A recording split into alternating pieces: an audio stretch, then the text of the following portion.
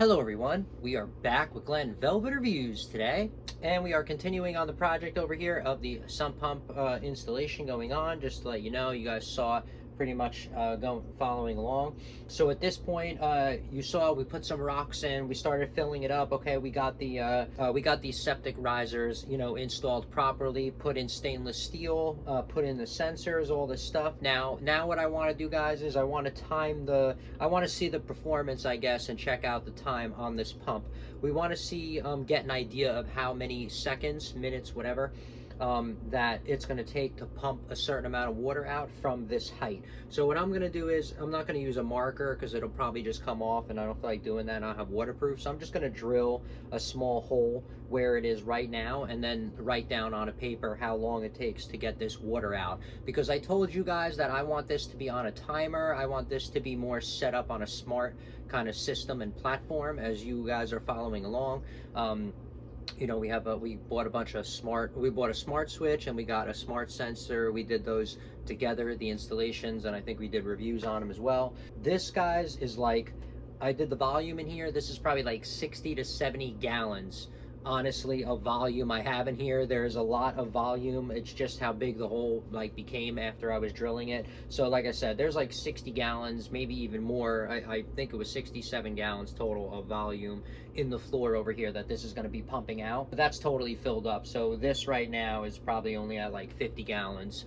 We're gonna see, I'm not sure, roughly I'm guessing 50 gallons. So let's see how long this takes, do a little bit of a performance review and stuff like that. And this is what you guys should be doing as well, and see how much water is pumping out, so you guys can put yours on a timer. And not only that, when you guys have a number and know what's going on, now when there's a problem, when you hear it, or when when you have numbers to it and stuff like that, you could see if the pump is starting to go. Because when these pumps start to go, they'll take a lot, sometimes they won't just die, they'll start to go and they'll take a lot longer, or they'll start to short cycle. And you'll know, if you know the time and you have an idea of your sump pump, and don't just set it and forget it and don't care what's going on, then you'll have an idea, and you could do preventative maintenance very easily on this to prevent big disasters at your customer's house or your house or whatever house that you're trying to protect. And that's the whole plan of it, you know what I mean? So that's what's going on. So let's do this. Let's get a little performance review, time this out, see how long it takes to get this amount of water out.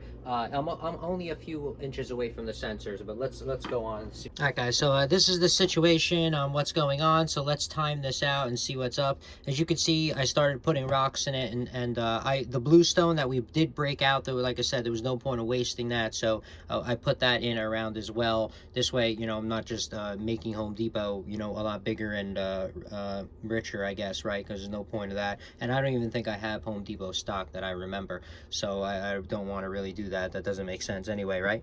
So anyway, I got a couple of rock. I'm just going to put that on the top, but I was able to do, come back and do that. But let's pump this out, check the performance of this, and see how many, see how much power we're pumping out here, so we know what to do. All right, guys, so we're going to turn this on, pump this up, and let's see what we can pump out.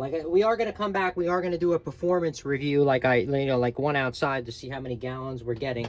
But let's wait until it rains, have a storm, and we'll do that test. All right, everyone, ready to go? Let's do this. Start.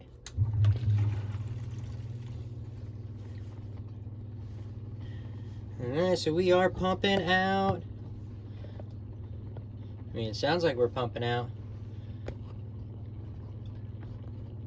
And this is the little giant, I think 1/6 horsepower one, but this has, I think it was 16 feet of height, or I don't remember the exact, I do a lot of specs, guys, and when I'm doing it, okay, but I mean, some of them were 20 feet, 18 feet.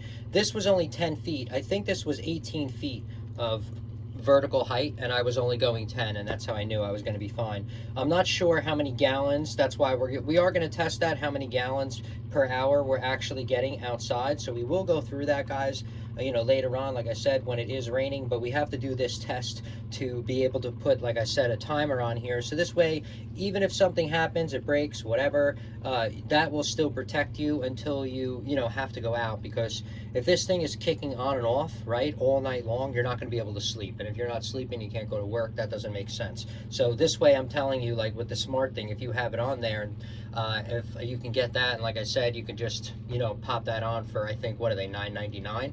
A new float switch on some of these pumps, guys, I think are, I saw them $39.99 to $120. So I mean, that's a very big gap.